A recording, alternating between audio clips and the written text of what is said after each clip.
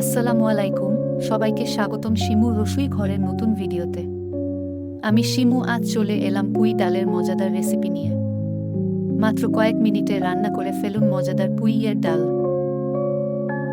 কেটে রাখা পুঁই শাকের সঙ্গে ভিজিয়ে রাখা মসুরের ডাল, কুচি করা পেঁয়াজ, রসুন, কাঁচা মরিচ, পরিমাণ মতো লবণ, হলুদ, সয়াবিন তেল দিয়ে ভালো করে মিশিয়ে নিন। রান্না করতে করতে জেনে নিন পুঁই শাকের কিছু উপকারিতা। পুঁই শাকে vitamin A, vitamin C, calcium, iron, potassium, manganese, magnesium এবং কপার থাকে। পুঁই শাক খাওয়ার ফলে শরীরের বিপাক ক্রিয়া সহজ হয় এবং ক্যালোরি কমে। পুঁই শাকের ফাইবার পাকস্থলী ও কোলন ক্যান্সার প্রতিরোধ করে।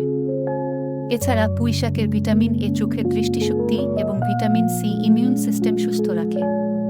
পুঁই শাক খেলে রক্ত শোধন হয়, মাউথ আলসার সারে, অ্যানিমিয়া নিরাময় হয়। পুঁই শাক খেলে হজম শক্তি বাড়ে। পুঁই শাক খাওয়ার অনেক উপকারিতা আছে, তবে কিছু রোগীদের ক্ষেত্রে পুঁই শাক খাওয়া উচিত নয়।